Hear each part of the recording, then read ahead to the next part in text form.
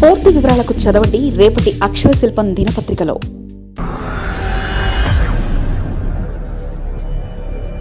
రైతులకు good news చెప్పిన సర్కార్. ఈ నెల 27వ తేదీ నుంచి పండగకు ముందే నోరు తీపి.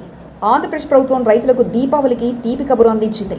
ఈ నెల 27వ తేదీ నుంచి ధాన్యం కొనుగోలు చేస్తామని ప్రకటించింది. ధాన్యం కొనుగోలు అక్టోబర్ 27 నుంచి ప్రారంభమవుతాయని చెప్పింది. ఆంధ్రప్రదేశ్ ప్రభుత్వం ఈ ఖరీఫ్ సీజన్ కోసం ధాన్యం కొనుగోలుకు సంబంధించి ప్రకటించిన కీలక వివరాలు రైతులకు తెలియజేసింది. రైతులు కూడా ధాన్యం కొనుగోలు కేంద్రాలకు వచ్చి తమ ఉత్పత్తులను విక్రయించుకోవాలని ఏపీ ప్రభుత్వం తెలిపింది. రైతుల వద్ద ఉన్న ప్రతి గింజను కొనుగోలు చేస్తామని ఏపీ సర్కార్ చెప్పింది. ఈ నెల అక్టోబర్ 27 నుంచి రాష్ట్ర వ్యాప్తంగా ధాన్యం కొనుగోలు కేంద్రాలు తెరుచుకుంటాయని ప్రభుత్వం తెలిపింది. అదే రోజు నుంచి ధాన్యం కొనుగోలు ప్రారంభమవుతాయని ప్రకటించింది.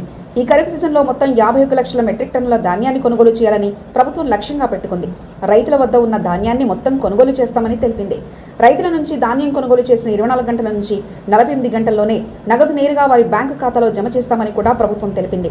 రాష్ట్ర వ్యాప్తంగా 3013 రైతు సేవా కేంద్రాలు, 2061 ధాన్యం కొనుగోలు కేంద్రాలు సిద్ధం చేస్తున్నట్లు తెలిపింది.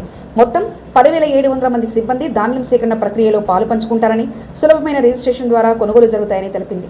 ధాన్యం కొనుగోలు కోసం రిజిస్ట్రేషన్ ప్రక్రియను సులభతరం చేశామని తెలిపింది. ఇకపై వాట్సాప్ ద్వారా హాయ్ అని పంపి కూడా కొనుగోలు ప్రక్రియను ప్రారంభించవచ్చని పేర్కొంది. గత ప్రభుత్వం పెట్టిన 1,674 కోట్ల బకాయిలను రైసు మిల్లులకు చెల్లించాల్సిందిగా 763 కోట్లను కూటమి ప్రభుత్వం పారదర్శకంగా చెల్లించింది.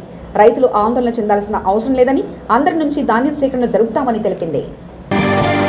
మరిన్ని కథనాల కోసం సబ్స్క్రైబ్ చేసుకోండి మీ అక్షర శిల్పం. పూర్తి వివరాలకు చదవండి రేపటి అక్షర శిల్పం దినపత్రికలో.